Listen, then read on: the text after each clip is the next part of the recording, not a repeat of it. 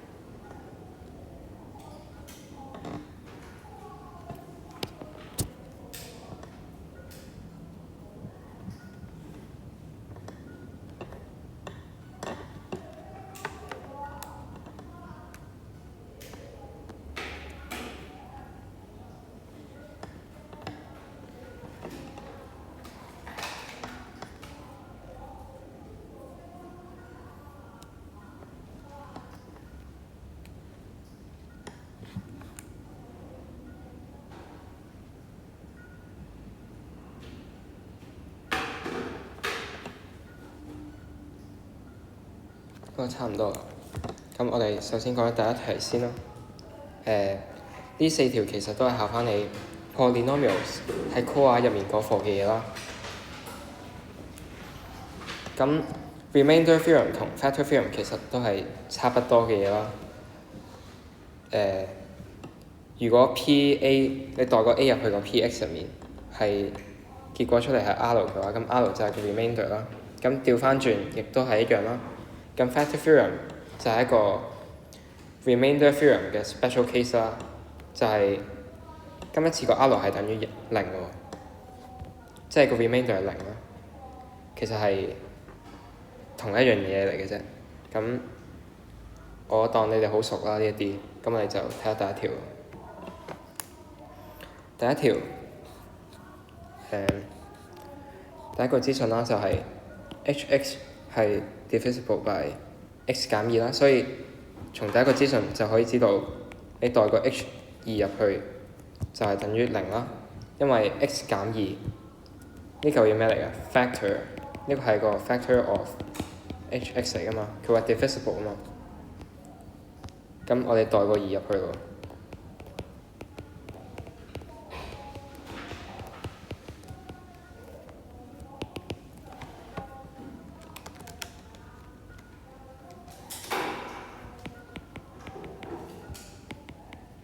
咁你應該計到呢一條式啦，4a 加 b 加40係等於40嘅。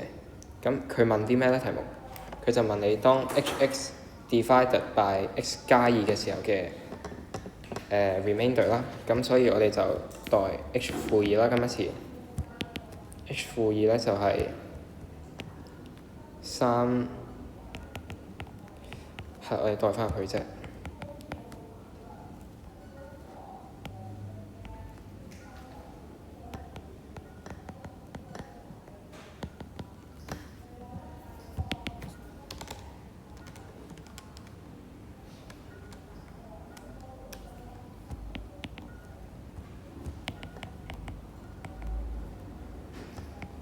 係啦，你會計到係56加4a 加 b 啦。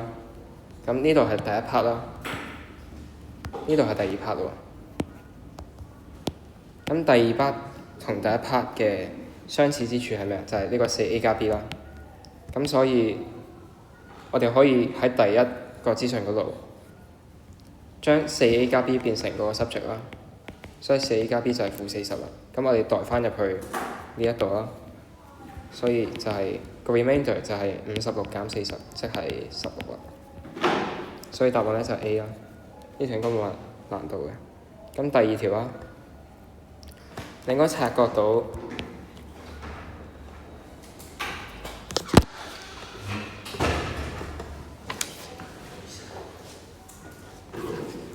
哋講緊第二題啫，你可以做到第4題啦。我會慢慢講嘅。咁 x 次加 x 加再減6咧，你篤下方個01，應該會計到佢係 x 減2乘 x 加3嘅。咁呢個就係題目嘅第一個資訊啦。x 加3係 factor 啦，咁即係 h 負3等於0喎。咁跟住佢話當 h divided by x 減2嘅時候 ，remainder 係10啦，所以呢個就係 h2等於10啦。咁如果要揾 remainder of 呢一嚿嘢，呢嚿嘢係咩嚟嘅？係一個二次方嘅 polynomial 啦，或者一個 quadratic 啦。咁所以佢嘅 remainder 咧就一定係一次方嘅 polynomial， 所以我哋可以 let ax 加 b be the remainder 啦。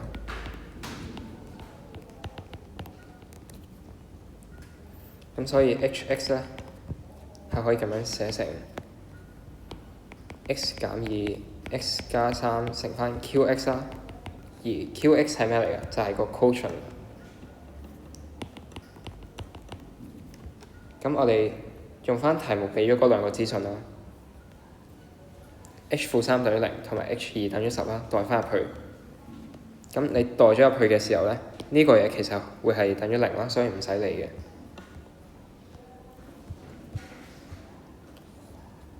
係啦，咁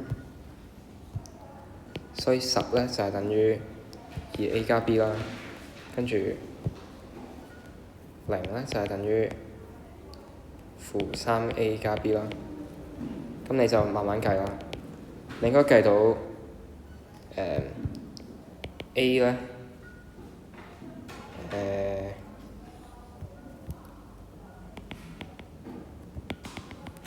A 等於2嘅，咁 B 咧就應該係等於6嘅。咁所以咧個 remainder 就應該係 2x 加6啦 A。呢兩題應該算簡單啦，對你嚟講。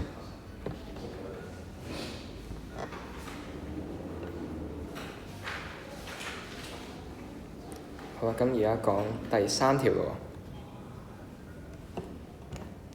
第3條 hx 係一個 polynomial 廢話嚟嘅，咁 hx divided by x square 呢一個 quadratic 啦 ，the remainder 咧就係佢俾埋你個 remainder 同埋個 dividend 啦，divisor sorry 係啦，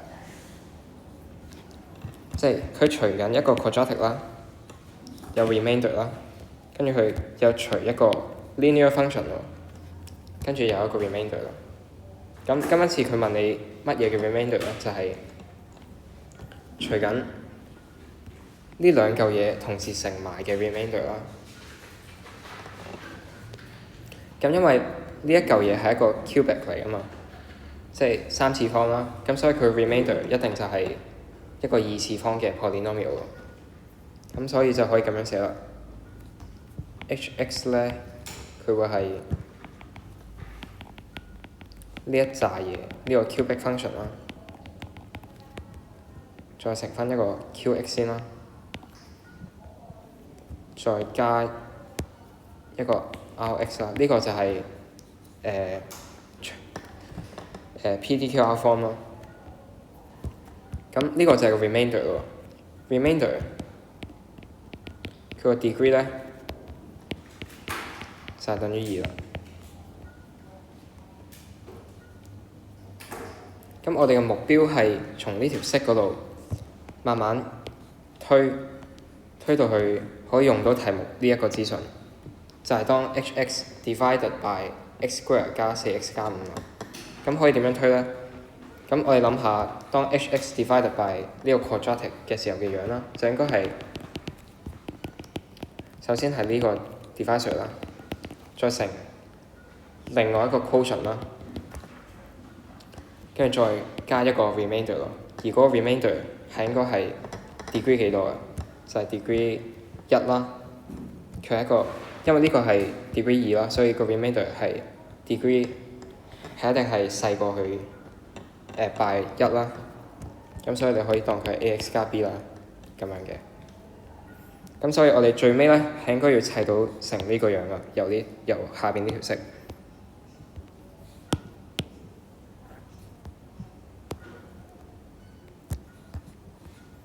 咁可以點樣砌咧？咁原本我哋睇下呢度，原本係除緊 x 次加 4x 加5再乘翻 x 減1㗎嘛。咁如果我哋而家除 x square 加 4x 加5咧，淨係除個 quadratic， 咁呢一忽嘢佢除唔除得盡嘅？除得盡㗎嘛，因為佢本身已經有呢個 quadratic 喺度。但係右手邊呢個啦，除唔除得盡咧？佢就唔一定除得盡啦。因為佢冇講到呢一個 x square 加 4x 加5係個 factor of Rx 啦，咁所以就唔可以 assume 佢除得盡咯。咁當 Rx 係一個 degree 2嘅情況底下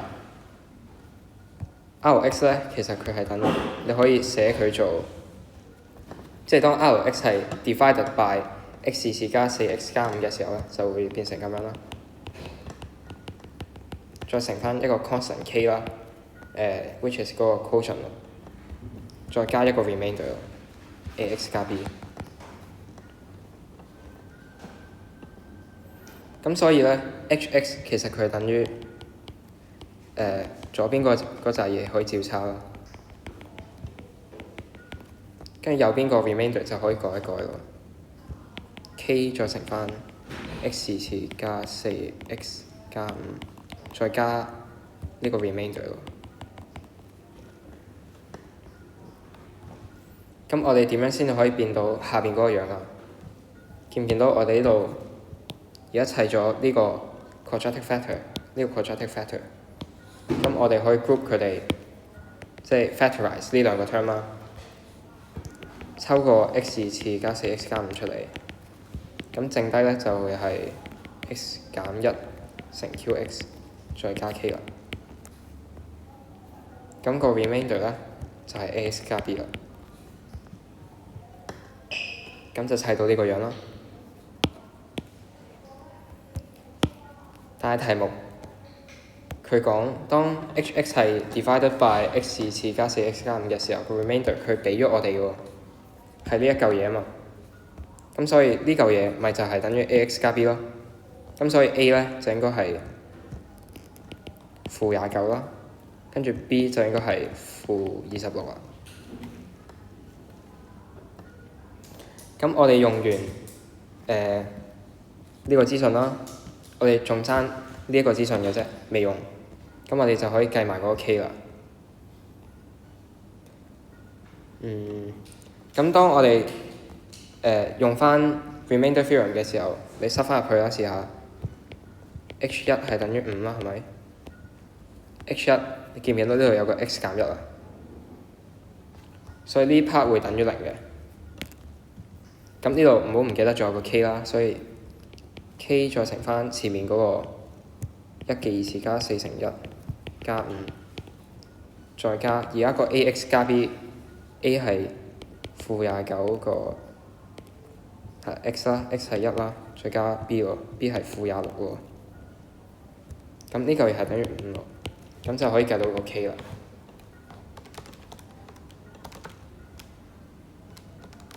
k 應該係6嘅，咁就計到晒3個 unknown啦。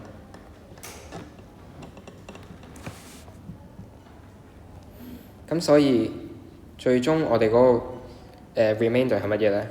係呢一撇嘢啊嘛，呢撇嘢。咁我哋再代翻啲 unknown 入去啦，6乘翻呢個 quadratic， 再加 ax 加 b。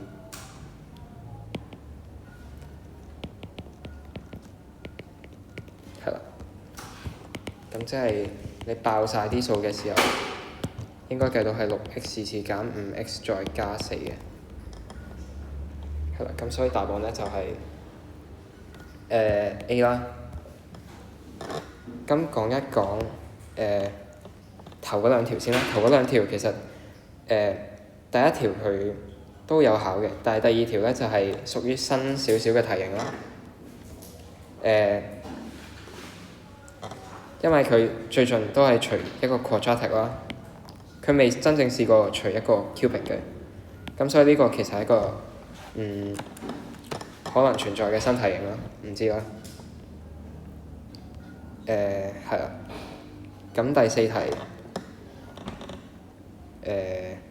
四題其實佢係撈一個 topic 啦 ，low maturation 啦 ，by cylinder has a radius r 啦，跟住呢度 r，height 就係 h 啦，跟住個 volume of cylinder 係2派 ，total surface area 係6派啦，呢度有兩個資訊咯，咁即係可以 set 到兩條式啦。咁個 volume 可以點樣計啊？2派就係等於 pi r square h 啦，係啦。咁跟住6派咧就應該係等於 total surface area 2個 pi r square， 再加翻2 pi r 乘翻 h 啦。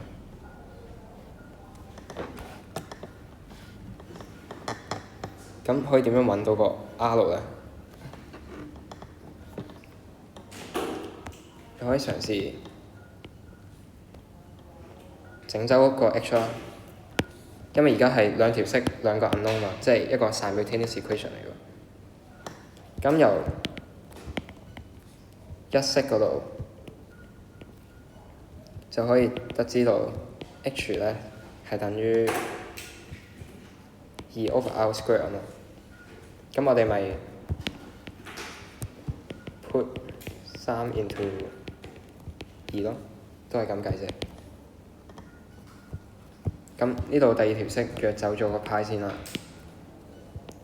，6就等於2個 r square 再加翻2個 r 乘翻 h， 而家我哋代入去啦。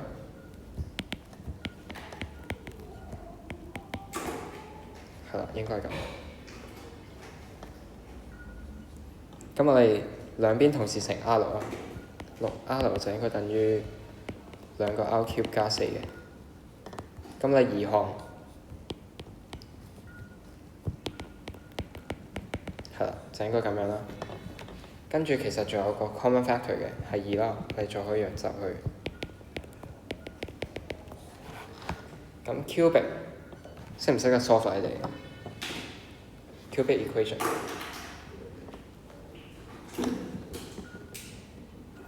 呢度係2數。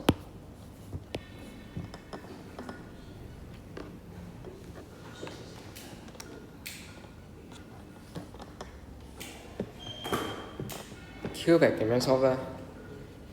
第一步就係揾咗其中一個 factor 先啦。咁點樣揾啊？你求其代啲數入去咯。呢個2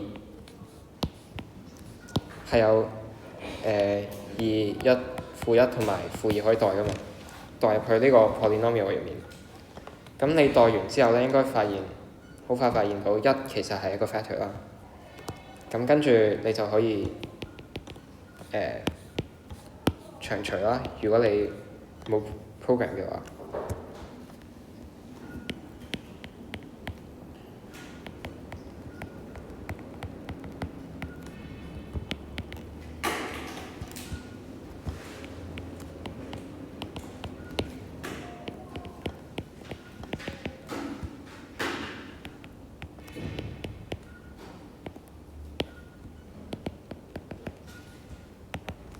係啦。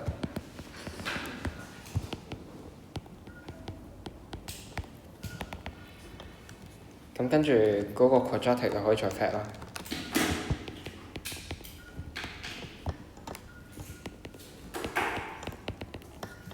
咁所以你應該計到 r 等於1或者 r 等於負2啦。咁當然負2係要 reject 嘅 ，radius 冇可能負數啦。咁所以個 radius 就係1啦。咁 DSE 考過未咧？Core 考過啦，就係啱啱2025年考過。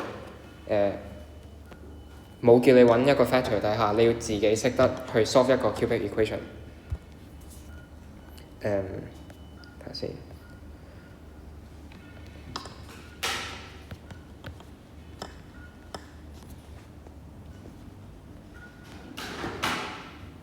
係啦，呢度啊，你見到佢嗰一 M 咧係擺喺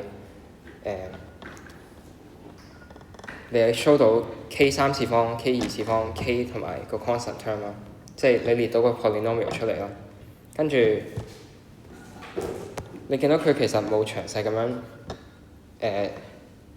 show 你代啲數入去嗰個 step 啦，所以你可以直接 fact 咗佢嘅。咁跟住當然答案有一分啦，就係咁樣。咁所以呢一個 find a factor 呢一步咧，你可以唔使操 step 嘅。咁 core 考咗嘅話 ，M2 就都可以考噶啦，即係。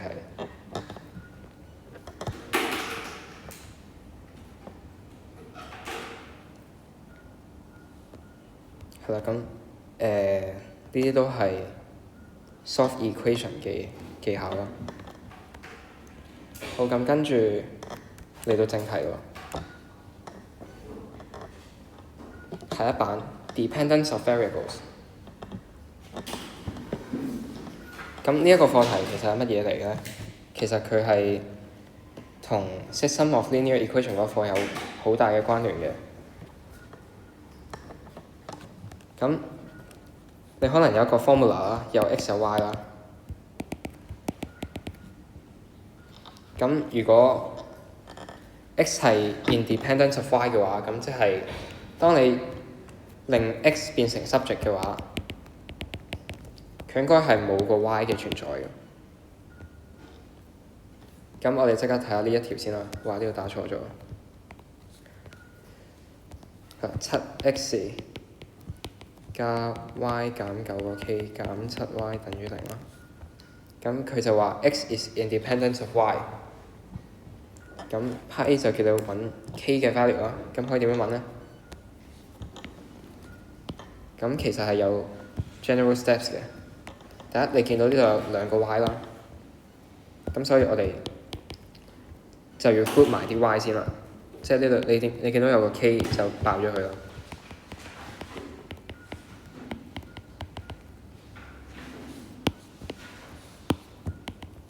係啦，咁跟住呢度嘅 ky 同呢度嘅減7y 就可以 group 埋啦。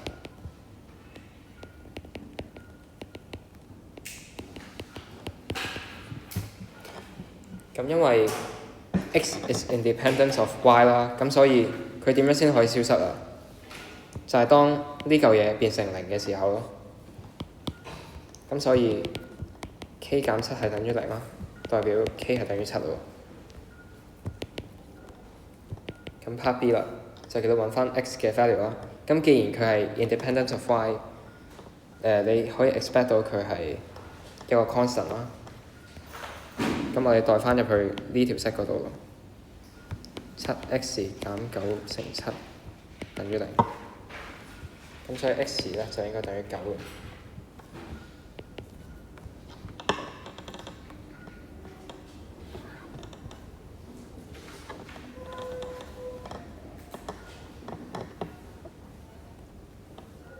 有冇唔明啊？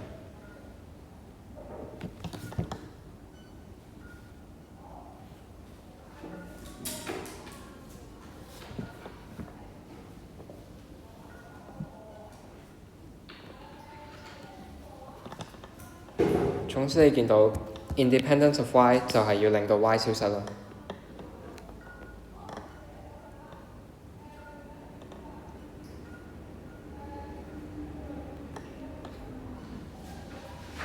好啦，咁第二條你可以望一望先。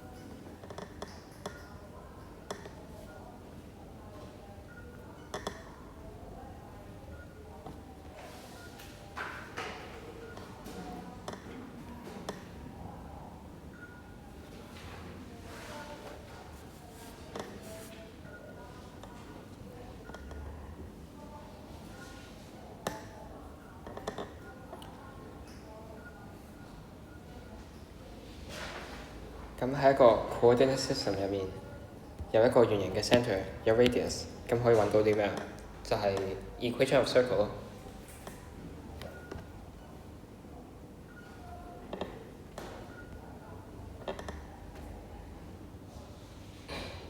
咁所以第一步咧就係你寫翻 equation of C 先。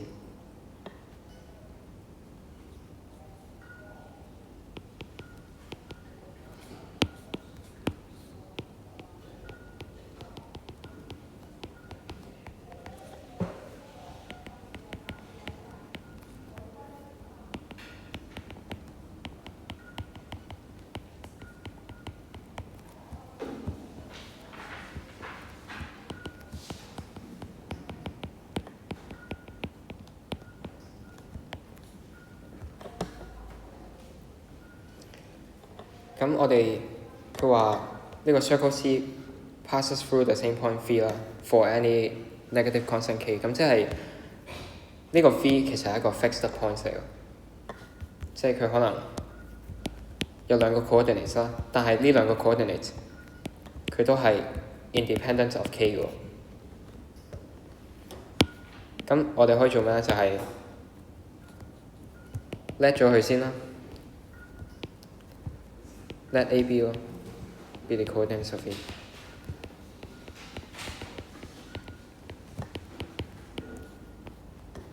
咁因為 A B lies on C 噶嘛，咁我哋可以代入去嗰條 set 嗰度。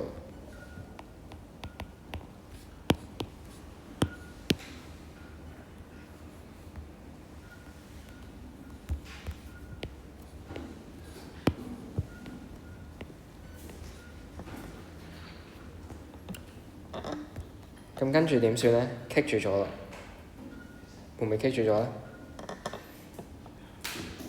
咧？你可以嘗試爆括號啦，因為我哋要整走個 K 啊嘛。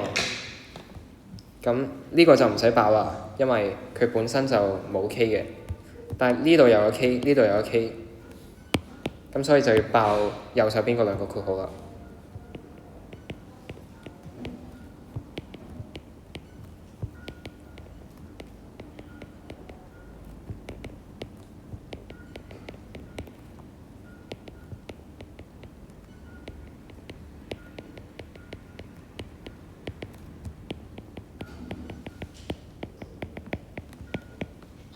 爆完之後，你會發現呢一 part 同呢一 part 一樣嘅，咁就可以約走。咁剩低啲咩？就係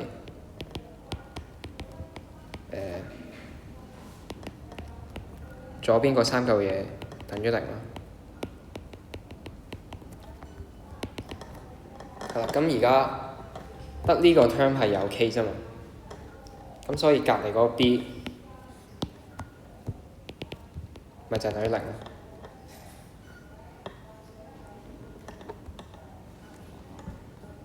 跟住你再代翻 b 等於零入去呢條式嗰度 ，a 減3嘅二次方加0嘅 square 等於零，咁所以 a 就等於3啦。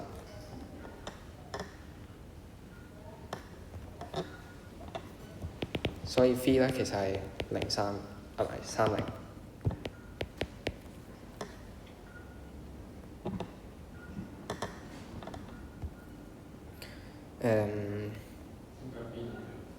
點解 b 等於0？因為題目講咗任何 constant，任何即係就算 k 係乜嘢 value 啦 ，v 都係同一點嚟㗎嘛。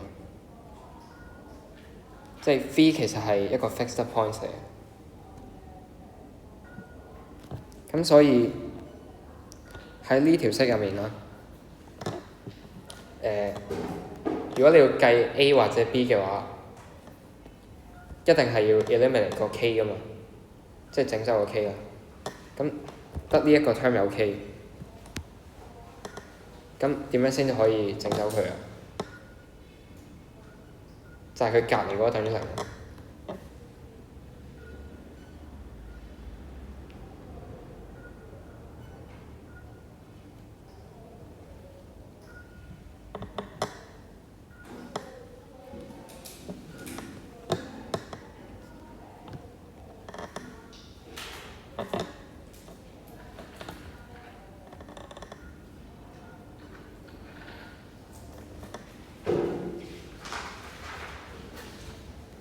好，咁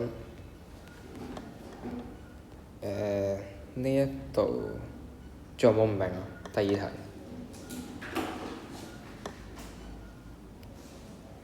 咁如果 OK 咧，就去第三題啦。但係去第三題之前咧，我想俾你睇下第三題嘅佢原本嗰個 version 係點。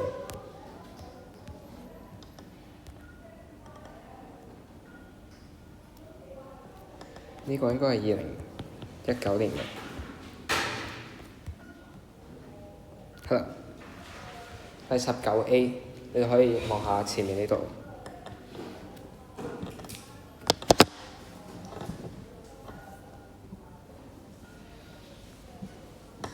呢一條應該易好多嘅，Part A。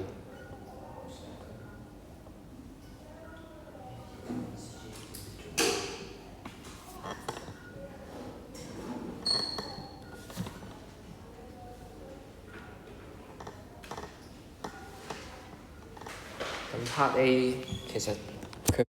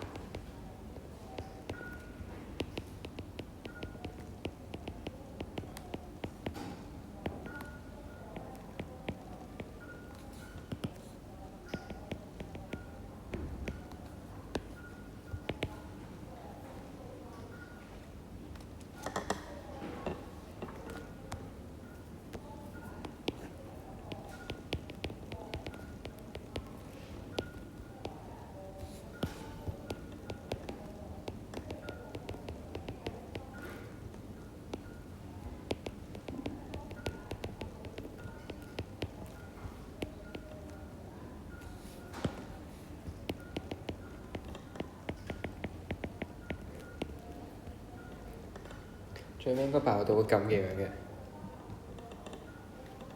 咁跟住上下同時乘 secant x secant y secant z 就應該計到。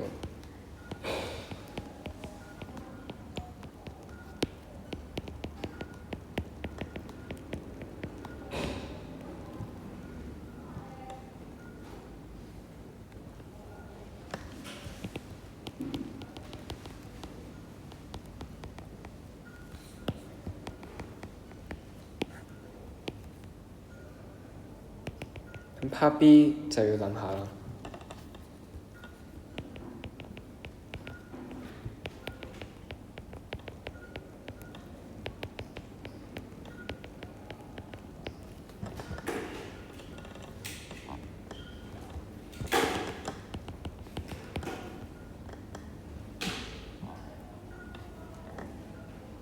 咁諗完一輪之後，就其實都好明顯嚇。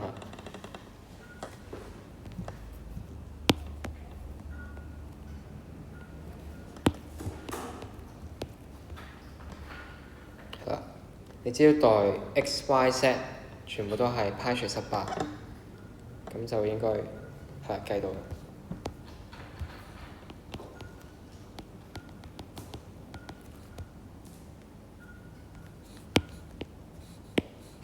咁 show 翻啲 step 嘅話，你可以咁樣寫啦。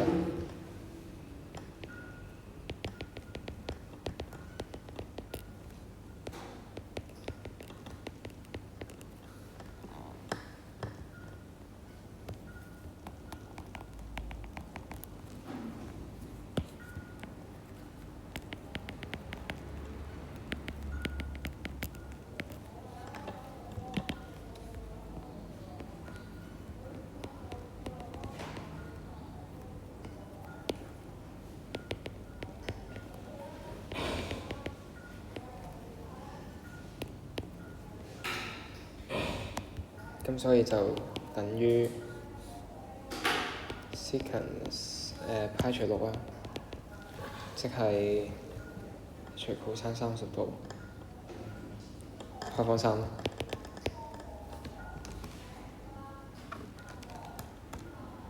唔係咯，唔係開方3。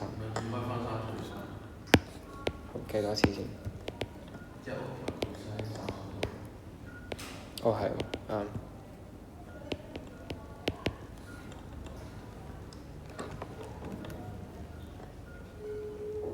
係啦，咁 compound angle formula 就好直接嘅啫，但係有一樣嘢叫 inverse compound angle formula，我都想你哋知道。你有冇人係唔讀 physics 㗎？全部都讀 physics 㗎。好，咁就嗰個古仔。而家有條繩啦，跟住我就喺左邊揈一揈，右邊揈一揈條繩。咁呢度有個 wave 啦，下邊有個 wave 咁樣啦。咁過咗一陣之後咧，佢哋就會相遇啦，係咪？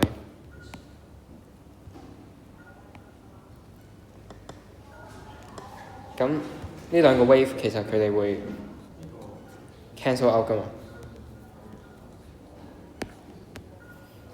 咁會變成一個細啲嘅 wave 啦。咁所以結論咧就係、如果你有一個 trickle function 啦，即係可能 sin 啦呢度，呢個係第一個 wave function sin 啦，跟住第二個 wave function 係 cosine 啦。咁你加埋佢哋之後咧，其實係會出到第三個 function 嘅，唔知係 sin 或者 cosine 喎。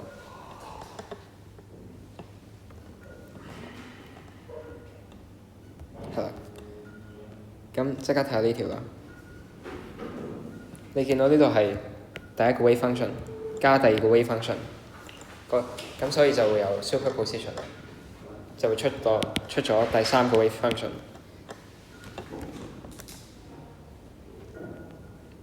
咁實質我哋點樣計個第三個 wave function 咧？就都係用翻 compound angle formula 嘅啫。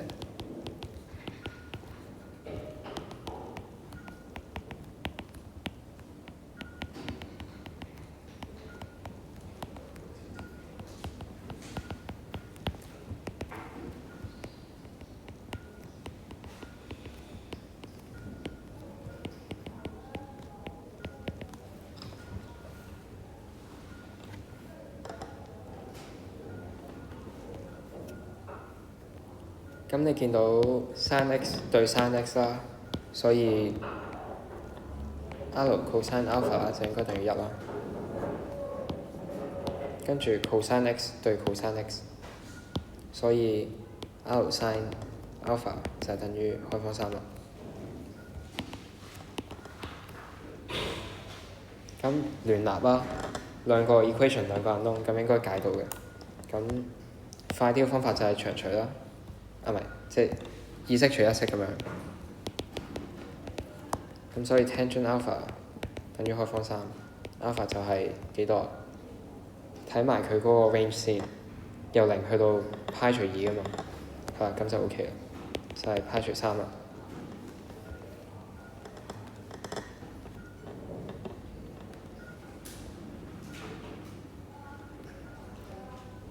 咁你代翻 alpha 等於派除3入去其中一條式度啦。我代咗佢入去一式度咯，咁 R 咧就應該係2嘅，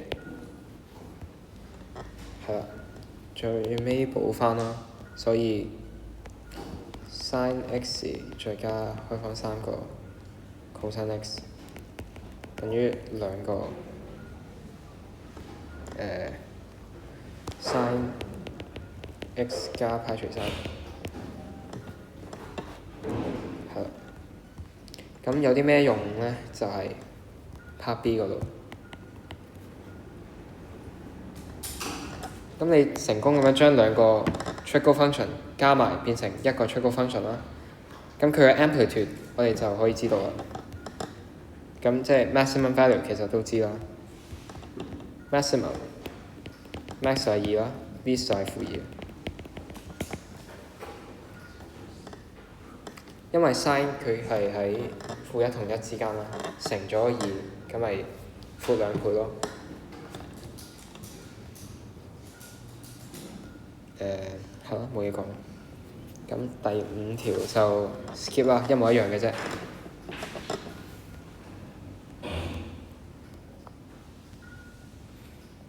好，咁講一講 double angle formula 咯。呢一條就記咗佢啦。跟住 cosine 2x 咧，其實有好多個版本嘅。第一個版本就係呢一個啦，我建議記呢一個啦。因為其餘嗰兩個你都可以推出嚟嘅。咁第三行呢一個 cosine square x 同埋 sin square x 啦，呢個其實你都係要記㗎啦。點解咧？就係你 integration 會用到啊嘛。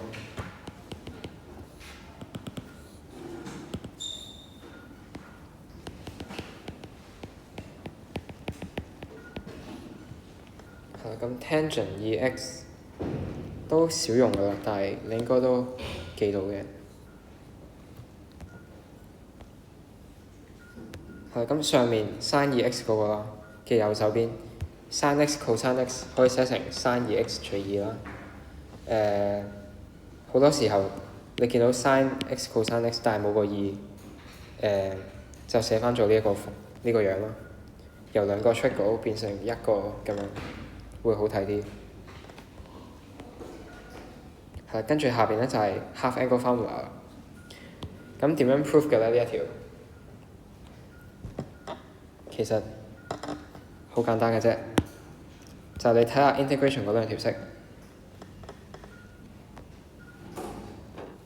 一加 cosine 2x 係咪等於兩個 cosine square x 啊？咁你咪塞 x 等於派theta 除2咯。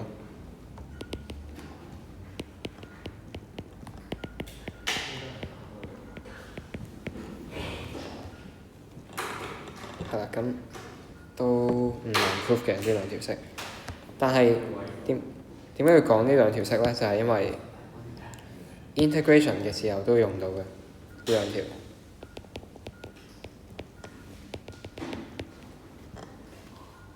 佢可能會叫你 in 呢一嚿嘢啦。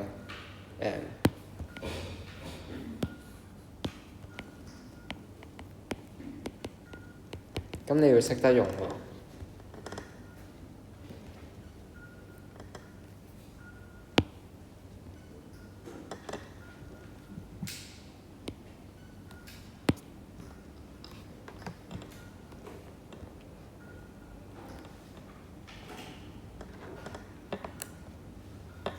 第6條咧就係咯，做晒 part A、B 啦。冇啦，淨係做 part A 好啊。做 part A 啦。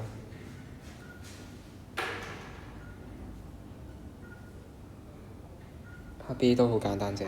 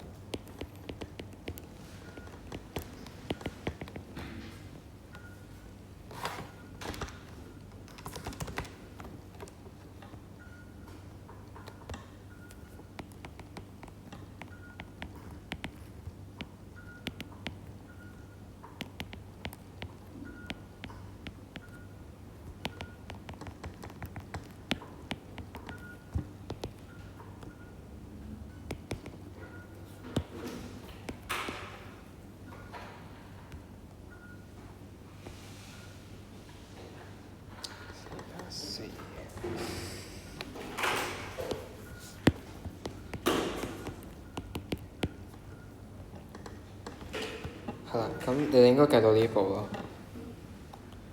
但係題目嗰個就淨係一減開方二啦，即係呢個 reject。但係知唔知點解先？sin theta cos theta 頭先講咗啦，可以寫成 sin 2 theta 除2啦。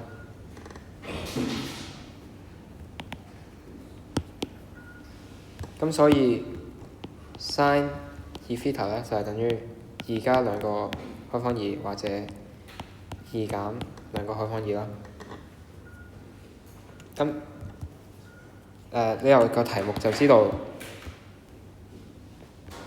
呢一個1加開方二係 reject 㗎啦。咁所以呢個好明顯就係 reject 啦。但係點解啊？2加2開方二，你讀 cal 機會發現佢係4.8嚟㗎，4.8啦。但係 sin 嘅 range 可唔可以去到4.8㗎？就唔得啦。咁所以呢一步要 reject 喎。咁所以咧，唯一一個答案就係 sin theta cos theta 等於1減開方二。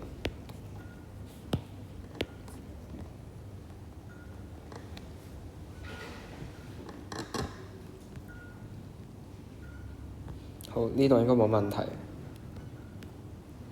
咁睇埋先，有啲咩值得講咧？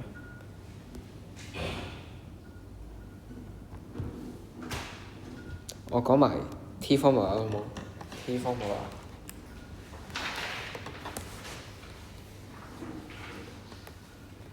呢條式我諗你哋喺卷嗰度都已經見過好多次嘅。如果 T 係 tangent theta 除2嘅話，咁你就要 express sin theta 同 cos theta in terms of T 啦。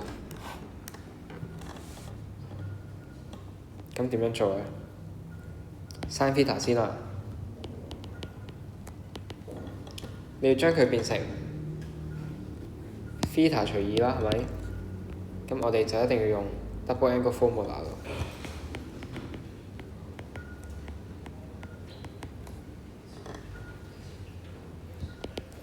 咁點樣先至可以 in terms of T 啊？T 係 tangent 啊嘛。咁 tangent 同乜嘢有關係啊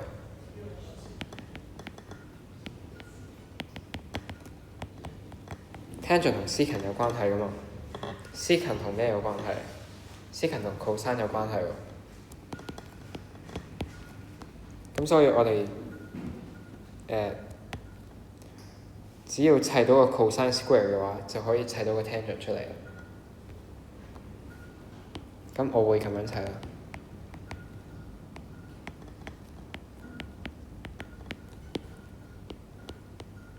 係啦，上下成個 cosine，咁咪砌到個 cosine square 咯。而 sin 同 cosine 又會變咗做 tangent，咁就非常好。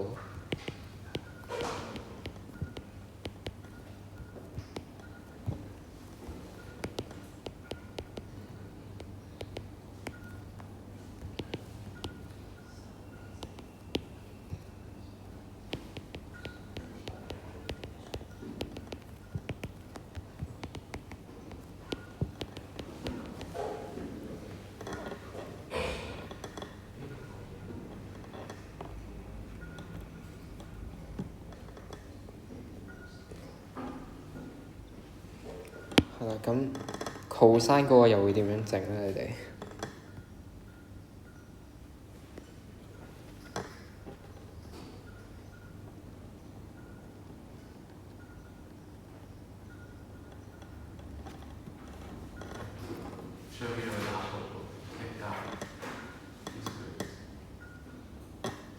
邊度打錯咗？哦，係應該1加。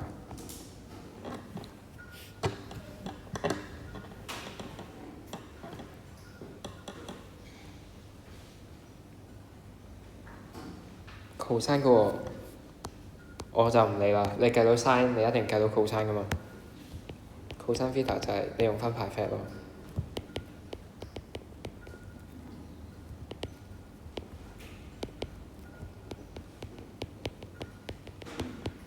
你最尾應該砌到個T4次方。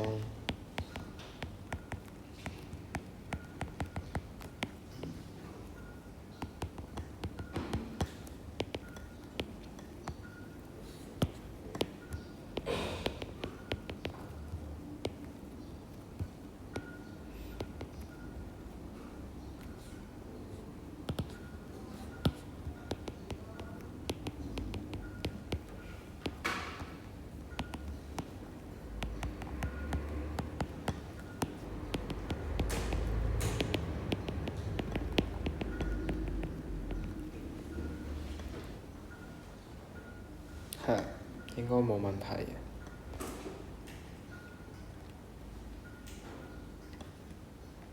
Integration 都常用嘅一個技巧嚟，如果分母嗰度有 trick 嘅話，就會有機會啦，用到呢一招。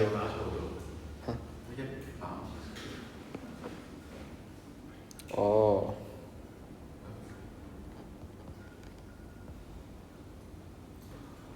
嗱，呢度佢個 range 係乜嘢？佢 range 係由0去到派除2，咁我哋要小心啲咯。記唔記得我哋上堂講咗啲咩？又有開方，又有呢個 square 嘅話，你抵消嘅時候，佢其實係變成 absolute 㗎嘛，absolute value 㗎嘛。嗱，咁呢一步即係 t 2次加1，呢個你明啦。佢 absolute 咗，佢永遠都係正數㗎嘛。咁所以就算你開方咗佢，都係冇影響嘅。但係呢一個就有啲影響啦。t square 減1，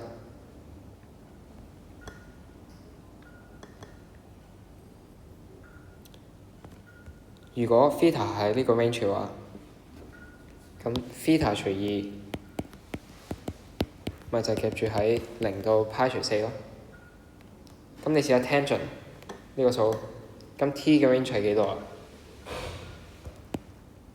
就係0去到1咯。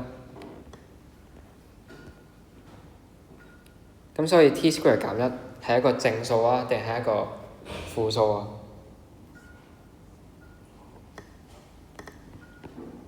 ？t square 減1其實佢係細過0㗎嘛。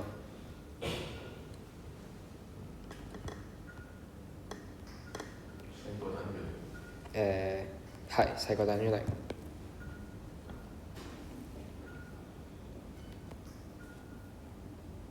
咁所以當你抵消個 square 嘅時候咧，就要 absolute 佢啦，或者你補翻個負號喺度，咁就會變成1減 t square over t square 加1㗎啦。要小心啲啦，題目可能會喺呢個位度陰你啦，喺個 range 度。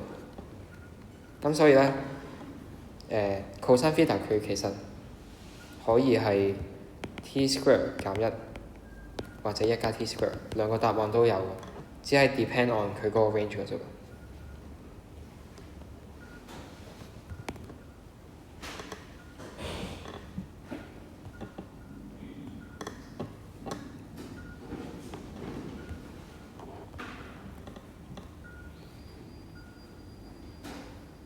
係啦，咁得呢個係重要嘅啫，其他咩 multi-angle formula 我預你哋識㗎啦，應該係啦，都冇乜嘢。係啦，但係我想你哋做一做第9條。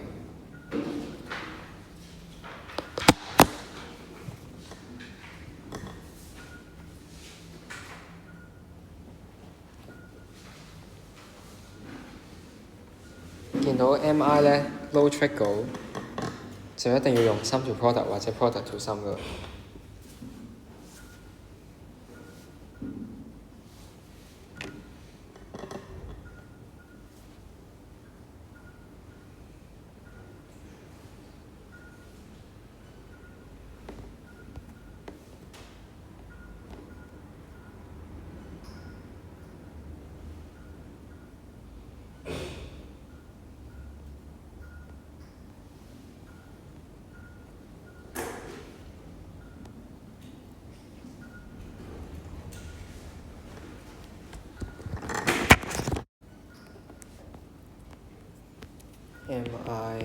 就 prove 咗 P1 先啦。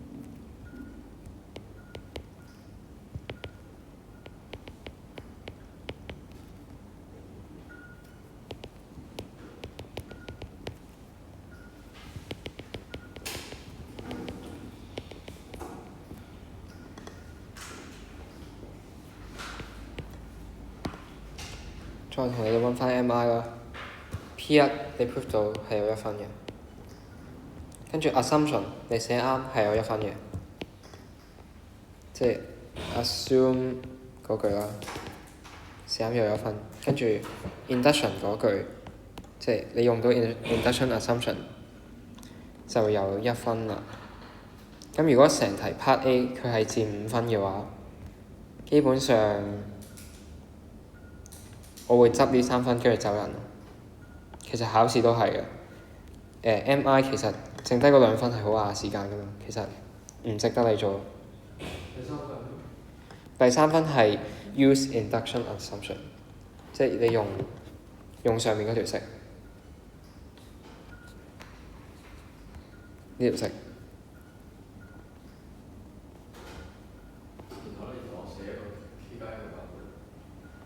嗰個係 assume 嗰句。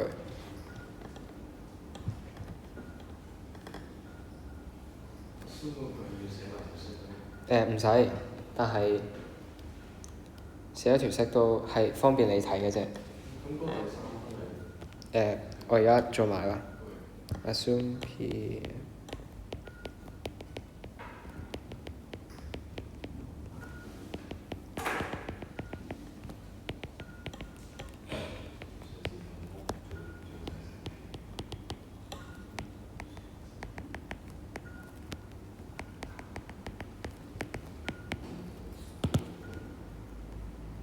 3θ。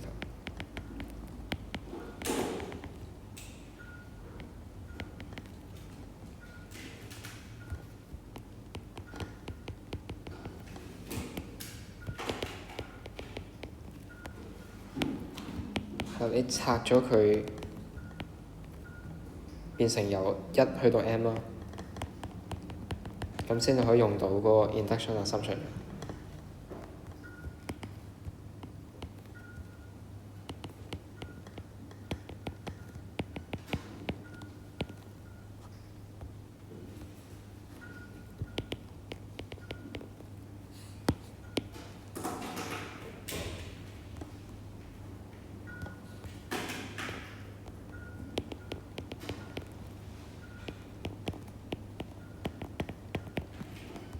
跟住呢一度，你用翻上面嗰條式代入去就有1分啦。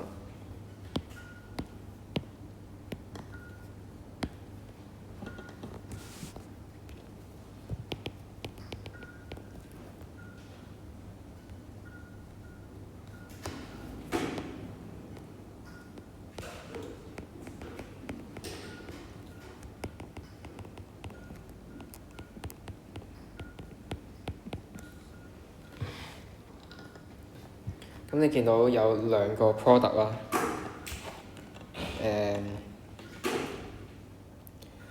其實都應該好明顯㗎啦，兩邊都要用 product to sum 啦。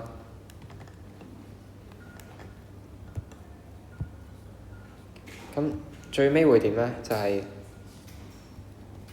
兩邊用 product to sum， 咁你會出咗2個數㗎嘛，一個 sin， 一個 cosine， 一個 sin， 一個 cosine， 跟住最尾呢會有2個係 cancel 咗 each other， 即係例如可能我唔知啊 cosine 會約走咗啦，咁跟住剩低嗰個 sin 呢，你再用 sum to product 呢，就應該 prove 到㗎。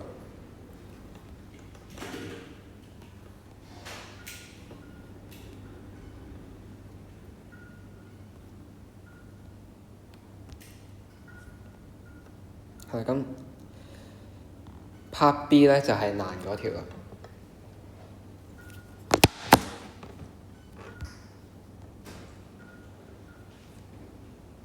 但係佢係 2K 減2K 減。你講邊度啊？哦，呢度。哦，2K 減1。呢度 2K 減1。OK， 係 2K 減1。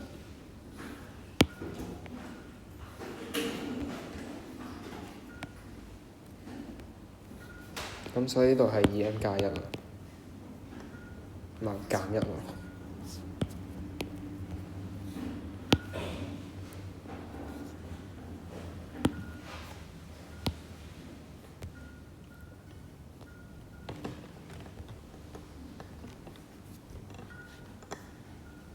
Part B 你哋做到邊？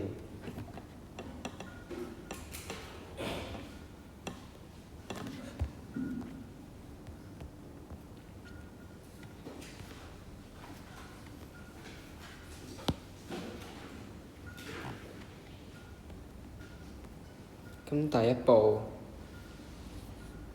我就將呢個 summation 變翻做，即係用翻 Part A 條式啦。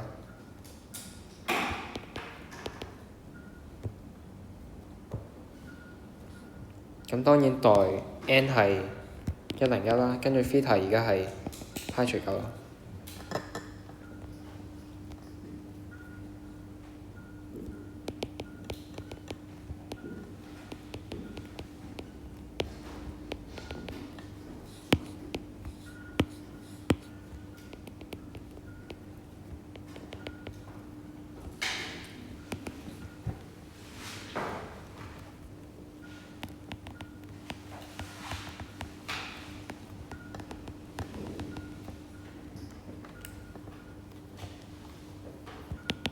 點樣變佢做 cosecant 呢？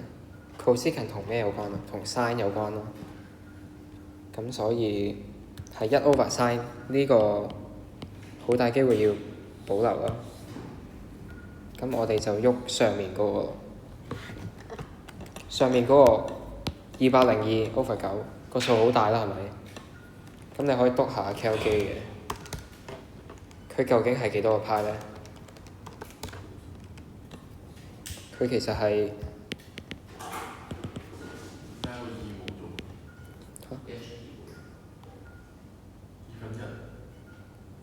哦，呢度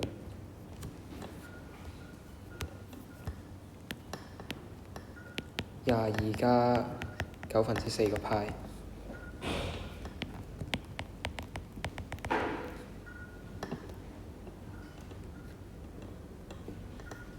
係啦，咁上面嗰個你見到22啦，22個派轉咗22圈，即係冇變啦。係11個圈，冇變啦。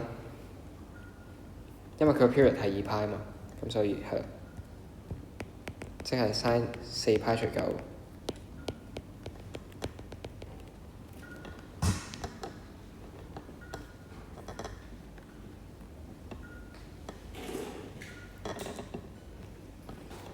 咁跟住，你哋呢一步跟唔跟到啊？呢一步4派除9。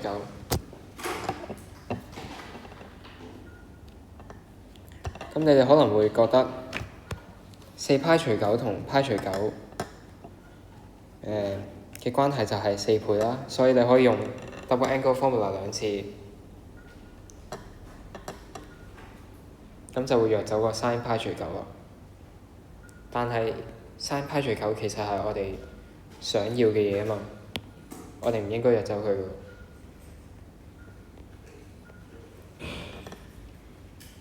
咁可以點啦？你喐你唔可以喐下邊啊，咁就唯有繼續喐上面咯。就係用翻第3課嘅嘢啦。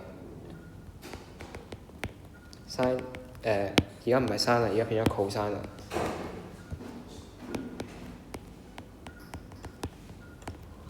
咁點解我話第3課係最難呢？就係因為你唔知幾時要無啦啦由呢一個樣變成呢一個樣。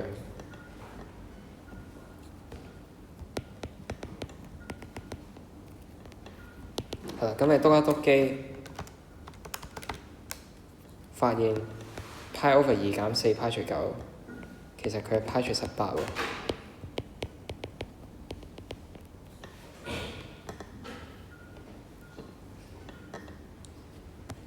咁呢一隻角，即係上面派除18同派除9有啲咩關係啊？下邊嗰個派除9就係大啲啦。咁我哋而家就可以喐下邊嗰個啦，用 double angle formula。點解啊？頭先話唔得，係因為你直頭約咗成個 denominator 啊嘛。但係而家會點啊？你會出一個 sin 派除18同埋一個 cosine 派除18，咁就可以約走個 cosine 啦。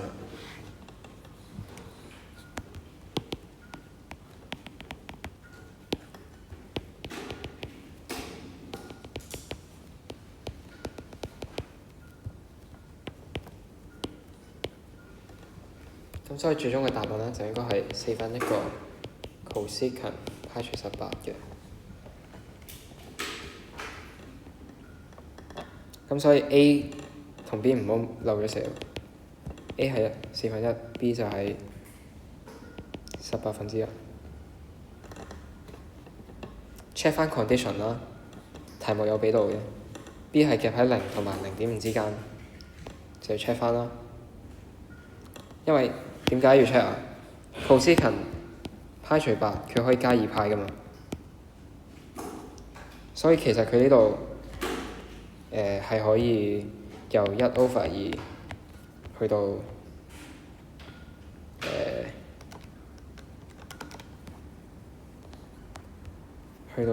5/2都得嘅喎。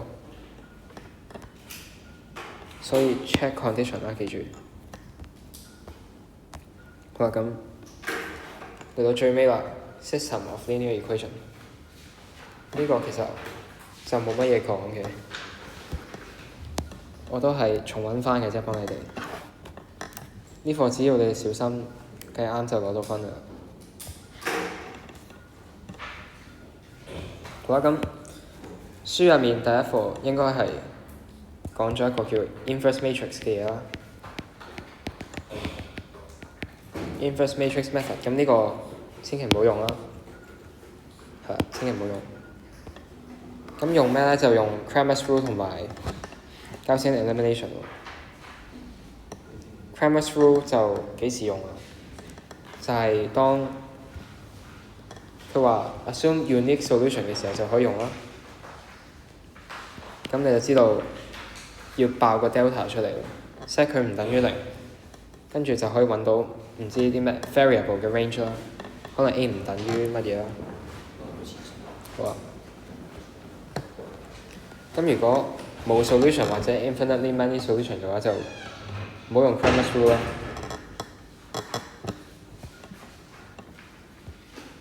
咁 Gaussian elimination 咧就其實 unique solution 或者 no solution 或者 infinitely many solution 咧係都可行嘅。咁只不過如果 unique solution 嘅話，我會 prefer Cramer's rule 多過 Gaussian elimination 啦。因為 Cramer's rule 其實有 program 嘅話可以讀得快啲，但係 Gaussian elimination 如果你有 program 嘅話，佢可能會有少少阻滯啦。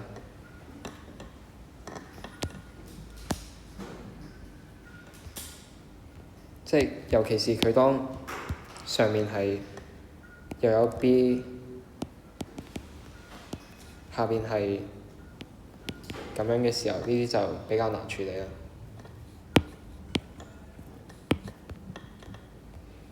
係啦，咁順便講埋啦，上面 unique solution 嘅時候，佢有兩種嘅題型嘅。第一種啦就係叫你solve for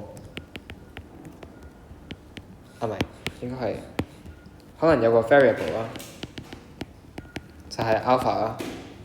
咁叫你 express x、y 同 c in terms of alpha 啦。呢個係第一種題型。咁面對呢一種題型咧，就知唔知應該起邊啲分啊？應該放棄邊啲分 ？determinant 唔係 determinant，即係你講呢個唔係呢個一定要有嘅，因為你冇咗 determinant，你係計唔到其餘嗰3個噶嘛。所以當計 unique solution 嘅時候，而題目係問晒你3個咧，你係一定要計 determinant 啦，即係呢個 delta 啦。佢唔係話寫齊3個2分寫1個嘅。係啦，所以你計咗 determinant，係一定要計啦，跟住就計埋 x 啦。咁 y 同埋 z 就唔好計喎。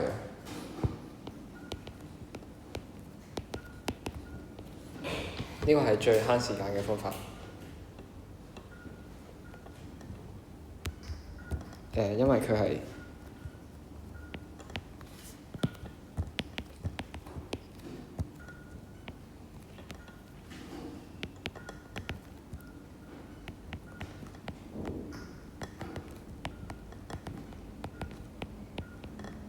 第2分，你係要計埋另外嗰2個嘅。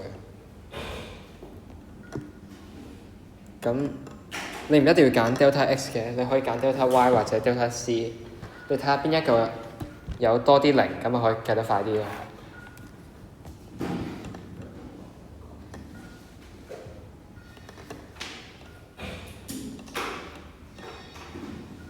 係啦，咁我哋講埋 Gaussian elimination 啦。unique solution 嘅話，我就 prefer 用 Cramer's rule 啦，就係咯，其實都係冇所謂嘅。如果你覺得唔麻煩嘅話，咁 no solution 啦，就當然一定要用 Gaussian elimination 啦。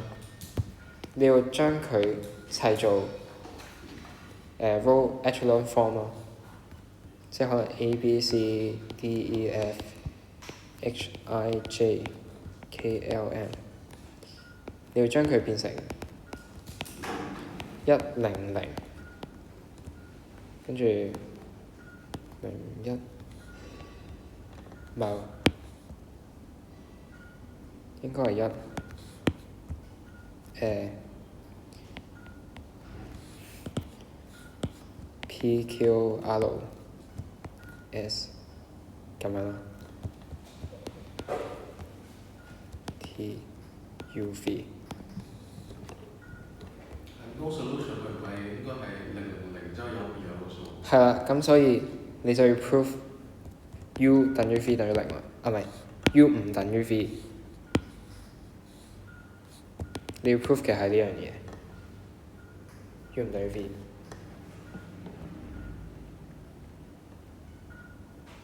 唔係 ，sorry， 應該係第一樣嘢 U 等於0，第二樣嘢就係 V 唔等於0。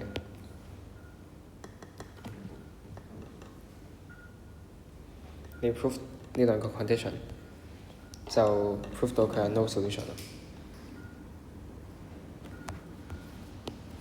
咁如果有一個 variable 係 involved 嘅話，咁應該點做咧？照得咯，一模一樣。只不過即係呢啲 A、B、C 啊，其實唔係 constant 咯，佢係可能有個 variable 咁樣咯，咩 2P 減3啊咁樣咯。咁所以最尾呢度佢可能係 FP、GP 啦，係 in terms of P 啦。咁你就要第一步 solve FP 等於0，你揾 P 啦。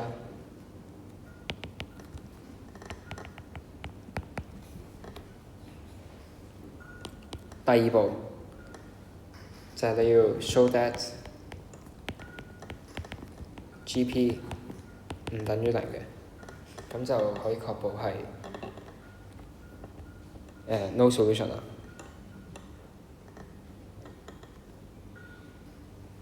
因為你可能第一步啦，你 solve 咗 FP 等於0，你會計到2個 value of P 啦。可能係2但好7咁樣咯。但係其中一個 case 咧，可能係G2係等於0喎，G7等於唔等於0喎。咁呢個 case 咧就係 infinitely many solution 啦，呢個 case 就係 no solution。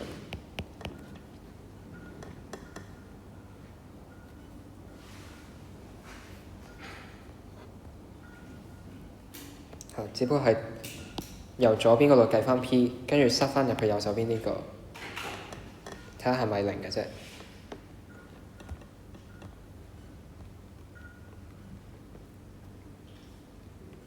咁如果有 infinitely many solution 咧，今次係 no variable 啊。咁最尾咧就應該照抄先，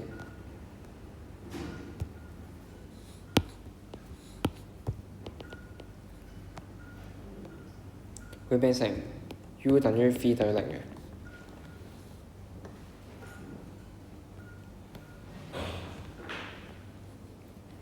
咁如果有一個 variable 咧，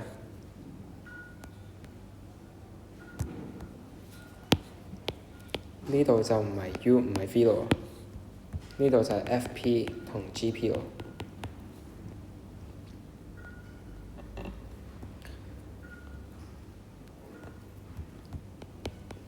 第一步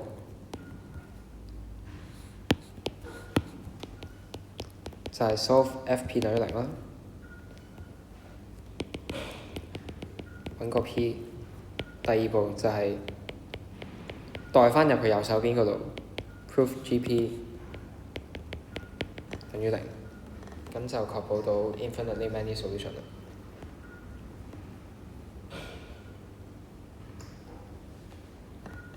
咁再複雜啲係點咧？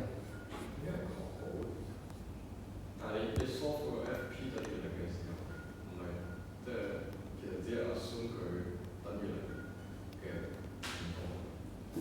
係啊，但係你 solve 完 FP 等於0，你只係確保到呢個位係等於0噶嘛。但係 GP 你唔知佢係咪等於0噶嘛？即係可能 FP 係2P 加1啦，跟住 GP 係 P 先算啦。咁佢哋有冇可能同時係0啊？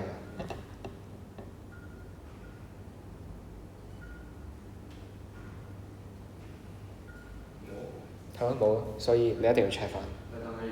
但係我可以 solve FP 等於0嘅時候，唔係已經係同我講咗佢會係呢個即係 no solution 定係 infinite 嘅 solution 先可以 solve 佢。係啊，但係佢有機會係咁樣復你嘅，即係可能 FP 嚟計到 P 加1、P 加2，類似咁樣啦。跟住 GP 其實佢係咩咧？我諗下先，7P 再加7咁樣。咁你呢一度你計到 P 等於-1或者 P 等於-2，代翻上去，其實係得 P 等於-1先係 infinitely many solution 嘅。如果你代咗 P 係-2嘅話，咁佢就唔係 infinitely many solution。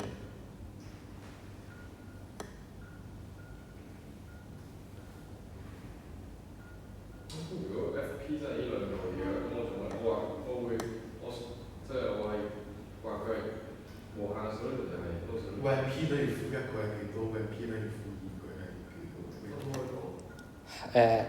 唔係，即係如果佢話 given that 嗰個 system 係有 infinitely many solution 嘅話，咁呢個你咪 reject 咯。幾多次有啲題係叫你全部要寫晒，全部寫晒。係，咁嗰個佢冇講明係 infinitely many solution 定係 no solution 噶嘛，嗰個就要分 case 計咯。但係如果佢講明即係 given that 呢個 system 係infinitely many solution，叫你揾 P 嘅話，咁你就要識得 reject 呢一個。即係 reject P 等於負2呢個。Many solution 我咪可以直接揾 GP，即係嗰個用後面嗰個 P 加直接揾 P 等於負1。都得，咁我再俾多個例子你咯，因為 P 加1、P 加3咁樣咯。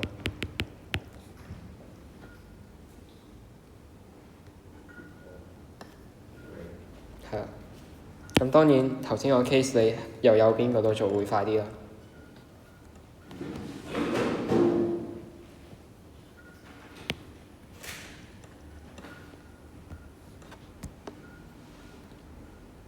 咁如果再難啲啦 ，infinitely many solution 再撈埋，今次唔係一個 variable 啦，係兩個 variable， 咁應該點算？佢叻都唔係即係佢原本係 x、y、z 啊嘛，我唔係講緊嗰啲，我係講緊 x、y、z 前面嘅 coefficient，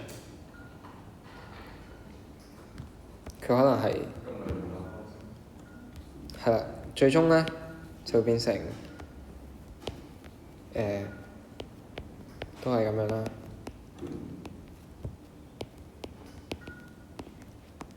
呢個 F 咧，佢可能又夾雜 P 同 Q 啦。呢個 G 佢係 P 同 Q 都有嘅。咁你就要 solve 個聯立方程啦。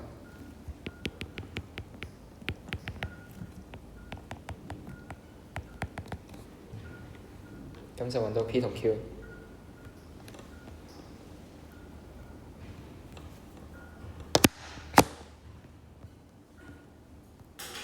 呢度有冇問題？明嘅話咁就非常好啦。後邊我留咗一條俾你嘅係 Part C 嗰度，唔記得咗打添。If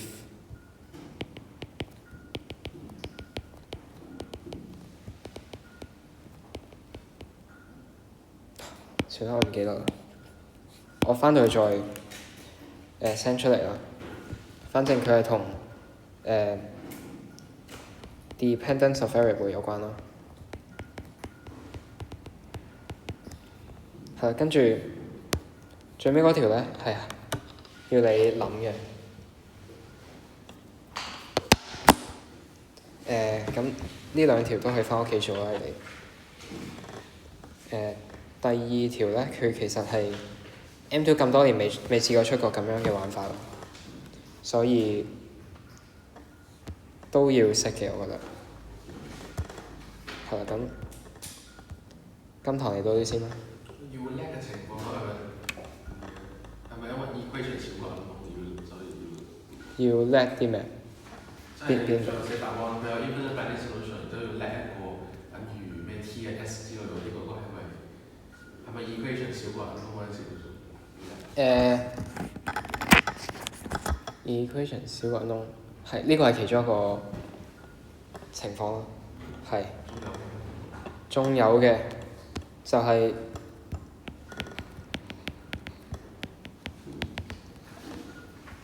可能咁樣啦，跟住6x 減7y 加 z 等於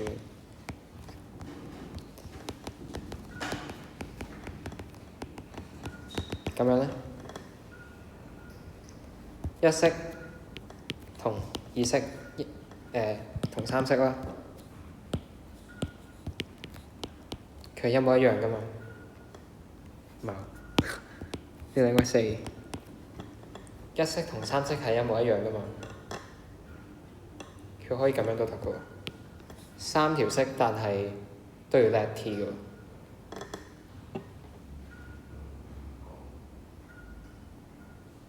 但係呢個已經嚟咗之後，其實我剩低兩條式喎。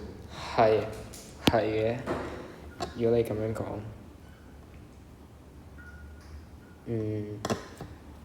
係講，所以係你 eliminate 晒所有相似嘅式之後，如果佢嘅 unknown 係大過數式嘅數量嘅話，咁就要叻 T 咯。